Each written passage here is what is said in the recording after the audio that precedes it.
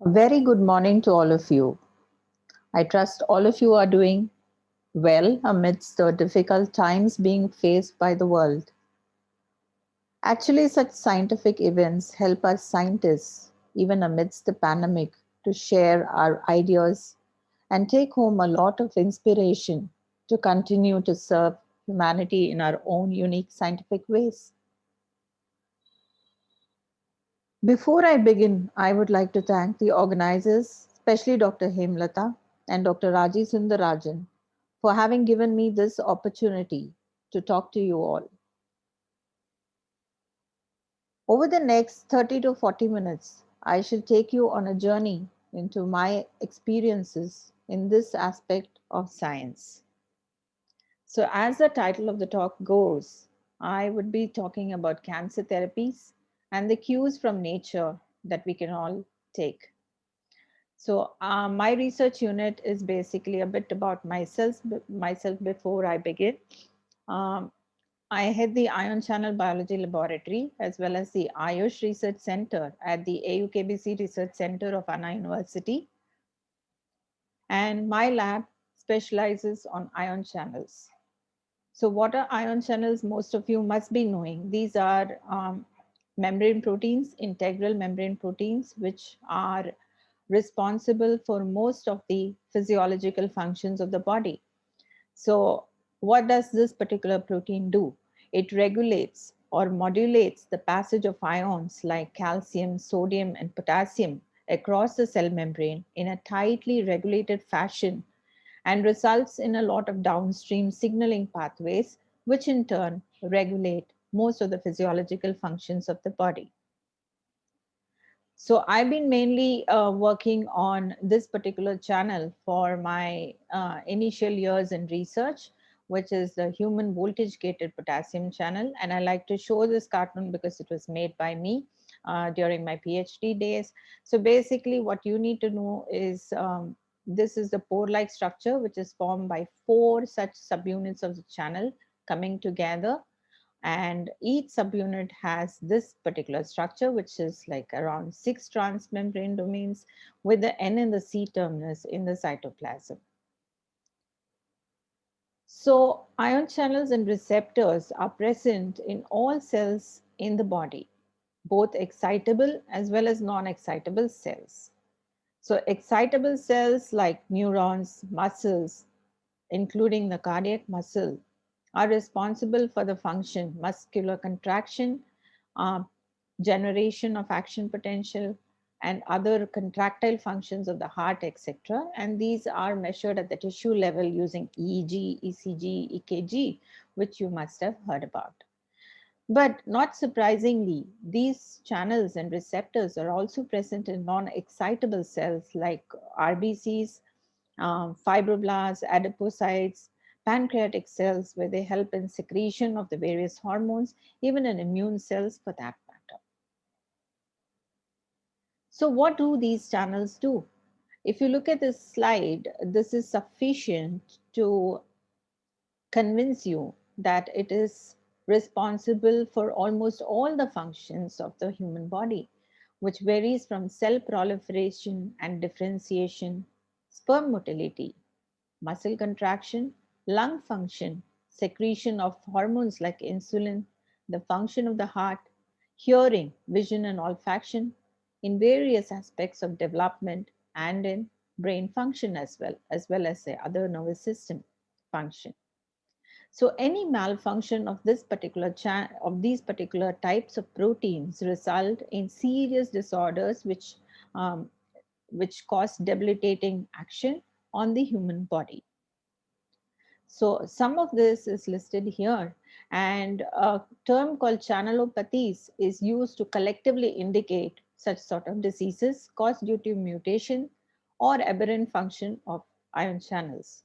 So ion channel malfunction can result in any of these kind of diseases, which is shown here, ranging from hypertension, tinnitus, the ringing sensation in the ear, diarrhea, deafness, arrhythmias, cardiac failure, neuropathic pain, colitis, migraine, epilepsy, and even the hero, or should I call it the villain of this particular seminar, cancer.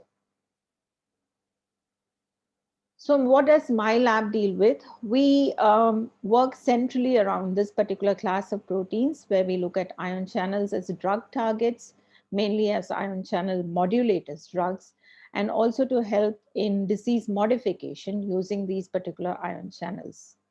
We use novel models and tools for ion channel based assays, like the long QT screening, which is an integral part of any pharma industry, cardiotoxicity screening, neurotoxicity, pain or analgesic or anesthetic screens as well.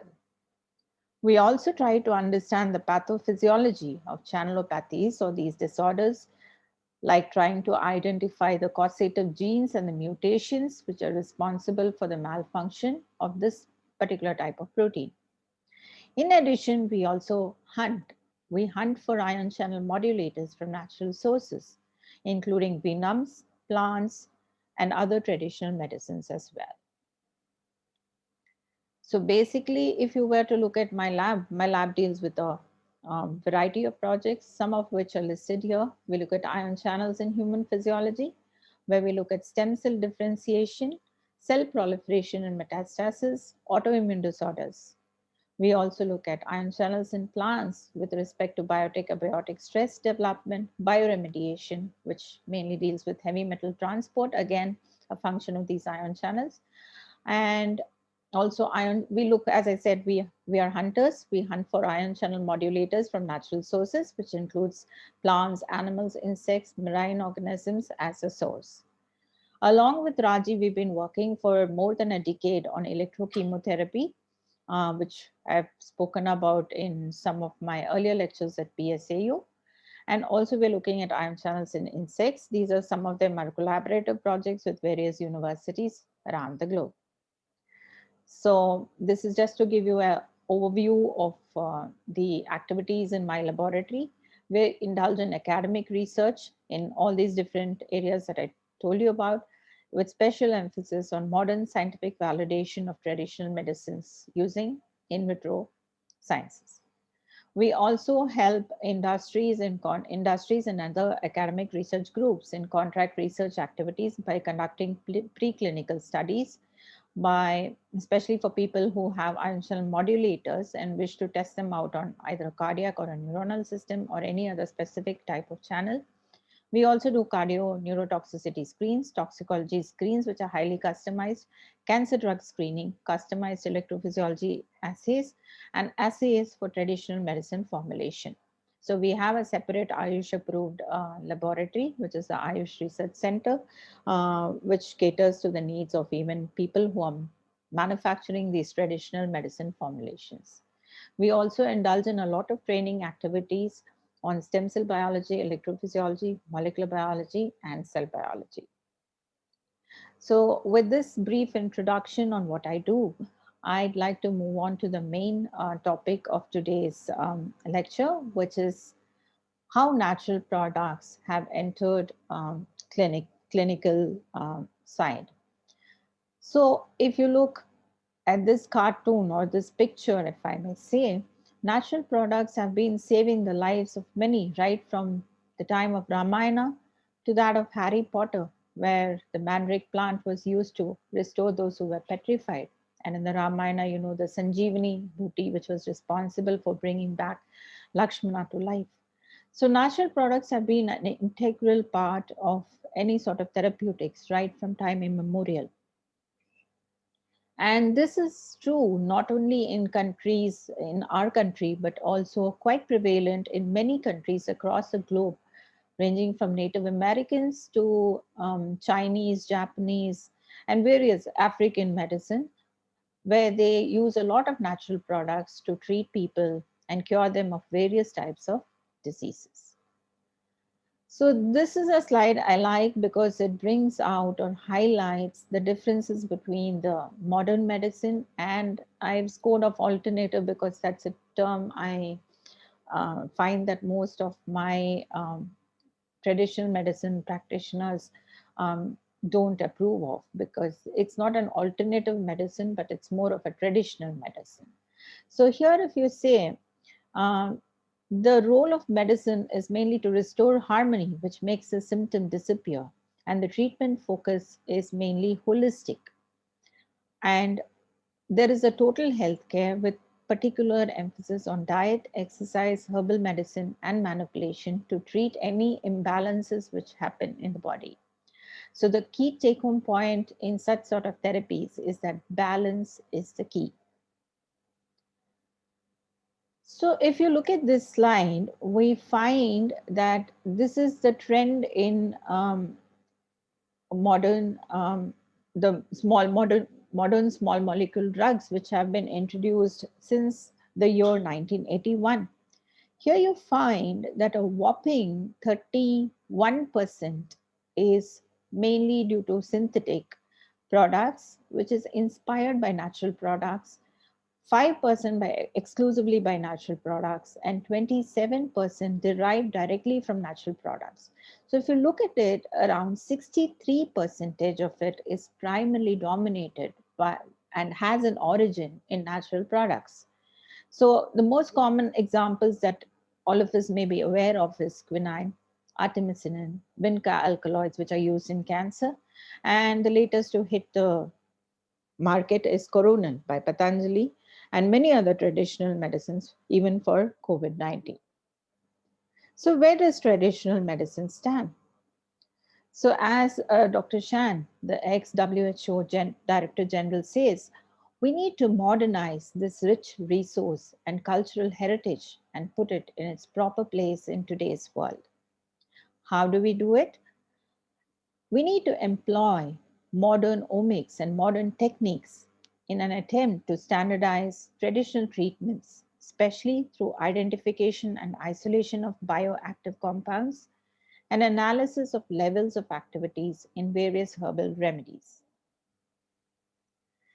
So, they say that although the experience obtained from their traditional use all over the years should not be ignored, we need to learn from what is already there, but help in further development by supporting these medicines by employing appropriate scientific studies of these products. So natural products, this is the pipeline that it follows. So mainly you have a herbal product, extractions are made in various solvents, and the crude extracts are used for primary and secondary assays on the hit targets. And based on the activity, the bioassay guided fractionation is done. An active principle is identified, the structure is elucidated, and bingo, you have a drug candidate. So, as advised by the WHO Traditional Medicinal Strategy for the years 2014 to 2023, to move into mainstream medicine on an equally trusted footing, traditional medicine needs a stronger evidence base. And that's what most of us are in quest for. So, what is needed to bridge the gap? A safety guideline, because you see what is happening. There have been cases right now, what was once used in acute treatment is now used for general health management, be it turmeric to tulsi, to Arjuna bark, to Giloy, to Nilavemba Kudenir. There is a chronic exposure to it. So, is that right? We need to evaluate. So, what these medicines were mainly used for acute treatment, but now, due to an increasing awareness of its potency, we find that it is used extensively. So, this could pose risks, and we need to be very aware of what we are doing. Appropriate guidelines needs to be followed. The efficacy and effectiveness of complex herbal formulations have to be done by rigorous modern scientific investigations, which is being done right now. And again, we need to remember that modern medicine deals with mass therapy. It's one single drug for any particular disease, whoever you are. But in traditional medicine practices, it is mostly a customized therapy based on the needs of the individual patient. Another gap is that there is a lack of, I wouldn't say lack of clinical trials, but lack of documentation of the clinical trials. So this needs to be checked out too. Another issue is the safety of the ingredients, the source and collection time, as is quoted in the ancient texts, and also quality control. So if you look at the classic pharmacokinetics which is done, you see that it starts with the drug and ends with the safety and efficacy, and then moves on to, you have the clinical study which comes in at the last. Whereas in the case of natural medicine, it follows reverse pharmacokinetics, because we start with clinical evidence and then move on to preclinical research and then identify the drug candidates which can be used. So the next few minutes, I would like to spend some time on data, which my team has acquired by an amalgamation of natural product research with modern science. So as I told you earlier, the particular type of channels that my laboratory focuses on, which is ion channels and receptors, are very good drug targets, and small molecule compounds which activate and inhibit ion channels are used widely in pharmaceutical intervention for a variety of diseases. So this is one of the methods that we use, which is called the patch clamp technique. So what we do is, this is a tiny cell and you can see an electrode which is equally tiny, which latches on to a portion of the membrane which has these ion channels. And then we add in the blocker or the modulator and look at the effect of that in on this particular type of channel. So here you can see a neuron, and this is the pipette approaching the neuron and forming what is called a gigaseal. So basically the electrical resistance here is in the order of gigaohms, and the measurement which is made is exclusively limited to this area of the membrane which is inside the pipette. This is an example of currents through a single ion channel. So this is the closed state and this is the open state. And you can see that the channel continually flickers between the open and closed state. So this is the setup that we use. This is the patch clamp lab. And we have majority of the instruments kept inside something called a Faraday cage, which is to minimize any sort of electrical as well as mechanical vibrations during the time of recording. So the cells are placed in a small recording chamber, and you have the measuring electrode which is coming near, and you can see the small tiny size of this electrode, and it's clearly polished to avoid any damage to the cell membrane. So we are going to measure currents. So how huge are these currents? So if you take a light bulb, it's around 1 amperes. And if you scale down, an action potential is measured in the order of microamps. Whereas if you look at single channel currents, we are going to be dealing in picoamperes. So basically, we are going to be recording in this range, somewhere between picoamperes to microamps during the course of experiments that we do. So this is a set of ion channels which have been studied.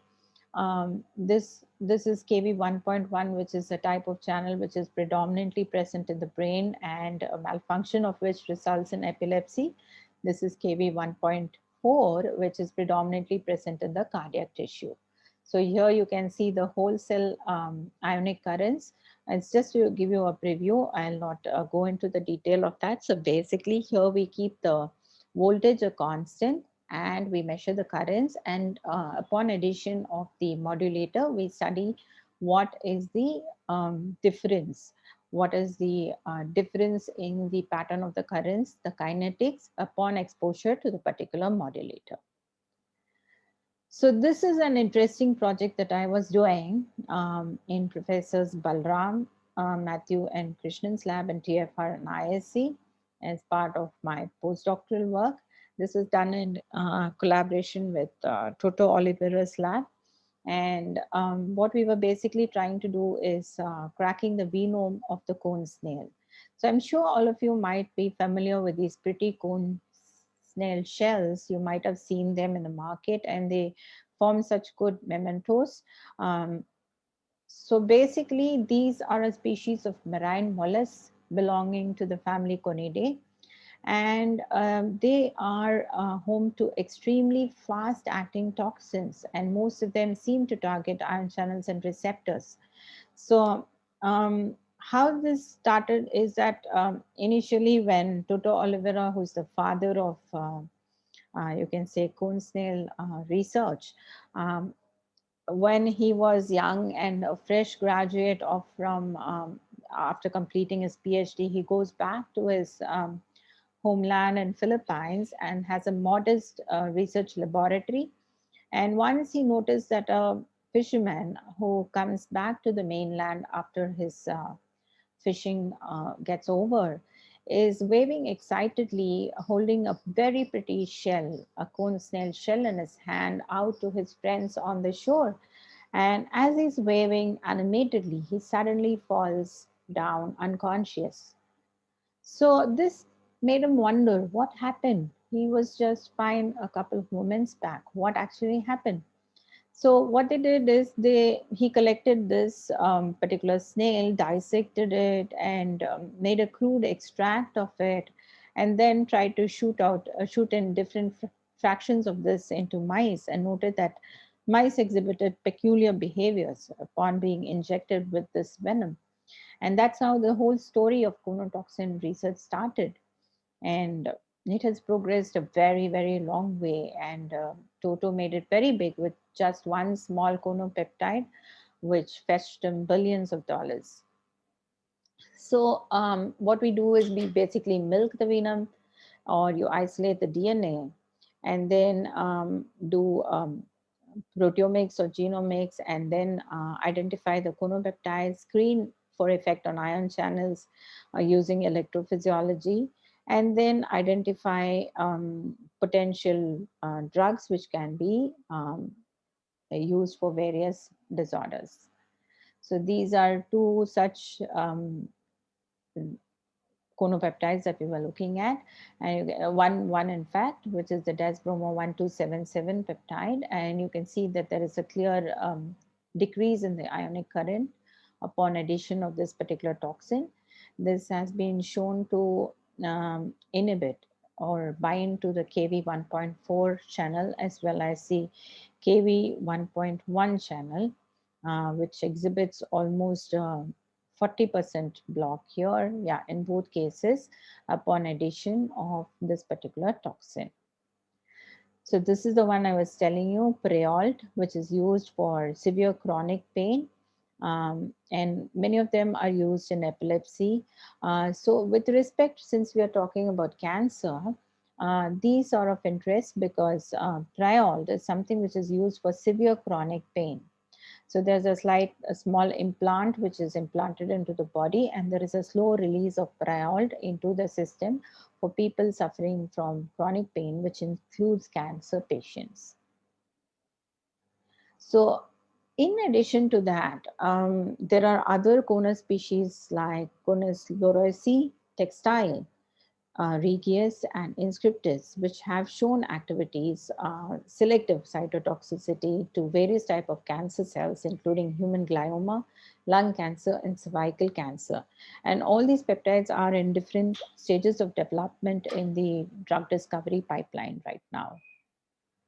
So moving on to the next source. So these are marine sources. Now, if you move on to plants, if I were to ask you what is common between a nice glass of red wine, this pretty flower, and that very useful spice, I'm sure most of you would know that the answer is that these are sources of origin of some of the most potent anti-carcinogen agents: vincristine, vinblastin, resveratrol, and curcumin.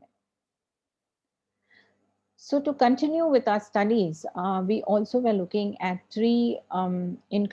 this was done in collaboration with a doctor friend of mine, and we were trying to look at the extracts from three common um, herbs which are used mainly for treatment of cancer due to various reasons. So we wanted to just look it out at the in vitro level, and we just started this preliminary study. It's still not published. It's used widely in anti-cancer research though. So one is the Terminalia arjuna, Philanthus emblica, which is the gooseberry or amla, and Sorelia corylifloria. So here we first evaluated the percentage viability because we wanted to look at the toxicity of the same on lung fibroblasts to establish that these extracts by themselves do not cause any toxicity on these fibroblasts. So having been satisfied that there is no significant toxicity exhibited by any of these compounds at fairly high concentrations, we proceeded to look at the toxicity on a specific type of lung cancer cell line using an in vitro assay. And we find that this particular compound, Sorelia coralifolia, as well as the amla, was quite non-toxic because it exhibited fairly good viability as compared to Terminalia arjuna, which could exhibit uh, a what do you say, killing of almost 60% of the cells. Again, as I told you, ion channels are important in cell division. So we decided to check this out on a few ion channels which are known to be responsible for various progression, development and progression of cancer, especially for cell proliferation point of view. So we looked at this acid sensitive ion channel, ASIC1, and tested out the three components. We found that there was not a very significant difference in the ionic current, change alteration in the ionic current when these particular um, compounds were added. Then we proceeded to look at another channel, KB1.3, which is very active not only in cell proliferation but also in the immune system. Here it was found that compared to the control, just an addition of 0.1 micromolar Bakuchi, which is Sorelia, was added, it could inhibit the currents, the ionic currents by around 30% as compared to the control sample, showing that this particular extract does have some modulating activity on KB1.3 channels. We've also done some studies on curcumin along with Dr. Rajesh Sundarajan and Dr. Rajaprabhu. So here what we have done is we looked at this colony forming unit assay um, as well as a cell viability assay using curcumin in conjunction with electroporation. So curcumin is known to have a very poor bioavailability. So when administered along with electrical pulses, it facilitated the entry of this in a much more increased manner into the cancer cells, thereby enhancing or boosting its ability to kill cancer cells per se. So apart from these studies, we've also been looking at natural product journeys. Some of them are directly, some of them are indirectly linked to cancer therapy. So this is an analysis of a cardiotonic based on T. arjuna, which we showed exhibited some bit of property against lung cancer cells as well. So here we induced cardiotoxicity using doxorubicin, which is a cancer drug per se, and found that Terminalia arjuna was able to restore or nullify the effects of doxorubicin induced cardiotoxicity in these cells. In addition, the percentage change in the cardiac contractility was also found to be less, showing that in people who undergo chemotherapy, who are being administered doxorubicin, administration of these herbal concoctions may help in reducing the toxicity that they experience. This is again the same thing showing the cardiotonic effect of T. arjuna extracts, where we in vitro induced ischemia as well as arrhythmia and found that usage of Terminalia arjuna was very good in preventing any cardiotoxic effects per se. This is for arrhythmia.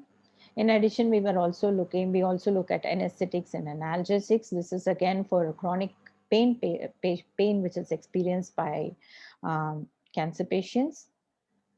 This is a study which was done on cordifolia on field potential due to diazepam induced tachycardia like condition in an avian model. This is done in the chick embryonic heart where we recorded the field potential. I'll not go into the details of that. This is again for an epilepsy-like disorder condition in Bakompa Moniri, and before and after induction. So what I'm trying to say is there is a need for new drugs, definitely, because we have a lot of drug resistance as well as new diseases which are coming up. And so what is needed is hand-in-hand approach of modern and traditional medicine. And this is the way we scientists can help in bridging the gap. We stand here, but there's miles to go. So this is a team which has been involved in this research, and you can reach out to me at this email ID or look up my lab profile at this website. Thank you so much for this opportunity. And I hope all of us collectively will be able to contribute much better in the field of cancer therapy after attending this conference and taking home much more brilliant ideas. Thank you so much. Have a nice day.